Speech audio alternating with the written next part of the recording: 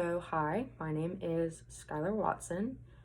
This is my persuasive speech for my Communications 231 class, IO7.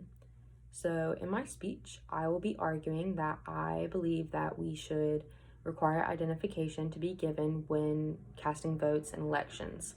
This could be from presidential elections, electing mayors, any form of political government and any kind, that we should just require to make sure that the people that are voting are who they say they are and that they can legally vote.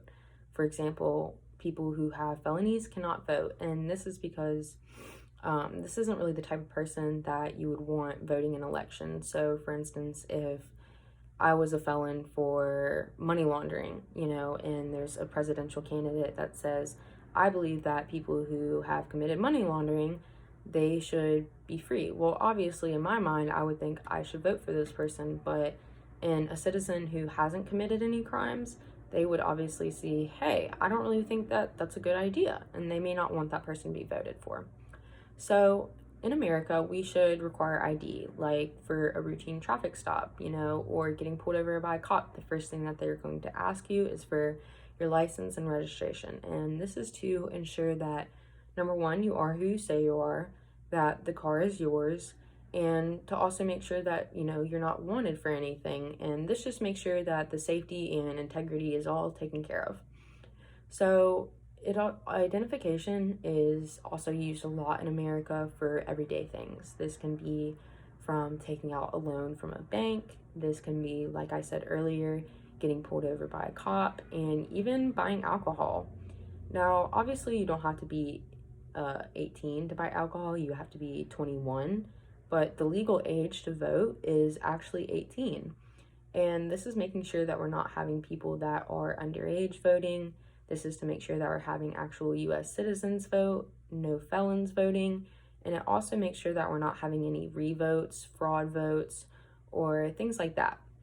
So why I'm arguing against this is because not only does requiring identification promote fraud, but it creates a sense of doubt in others about the integrity of our election. And this is very important because in America, we have a democracy, and it's very important that the people of America can feel like their voices are being heard and that who they're voting for is getting counted for, and not just, going under the table and getting voted for people that weren't actually voted for.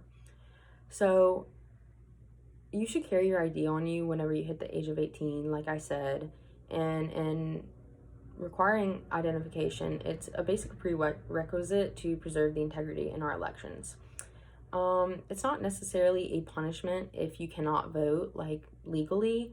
It's more just to preserve that, the citizens who do what they're supposed to can vote. And, if you commit crimes, you kind of give up that right to your vote. So an example I want to talk about is when a group, which happened to be on the Republican Party, they stormed the Capitol after the 2020 election because they felt that the election had been rigged. This is exactly what I'm talking about when we're talking about the integrity of our elections and how it creates doubt in others. This Capitol led to a lot of violence. It led to breaking into the Capitol, obviously. And I think that this really could have been avoided had we, really shown the integrity and everything of what we're voting for. And it creates people to feel like, what they're voting for doesn't really matter, as if the election has been decided before. Now, obviously, when I say this, I'm not promoting violence in any way, but I just want to point out what it can lead to. And if it goes back to the idea that voter integrity is very important, and it also shows that when compromised, it can lead to bigger issues like violence. So another thing that I think is really, really, really important is just to make sure that, it could even be a social security card, because not everyone in America has a driver's license. Not everyone in America can drive. And at the end of the day, as long as you have something proving I'm an American citizen and I have nothing legally holding that I cannot vote, then my voice should be heard and my vote should be cast. So mail-in ballots also allowed a lot of different things to happen. It could allow, like I said, revotes, fake votes, and another big issue that happened was people who have passed away, people were using their names and casting their votes, which that can create a lot of problems because, you know, once you're dead, it doesn't really matter to you who is in the election or not.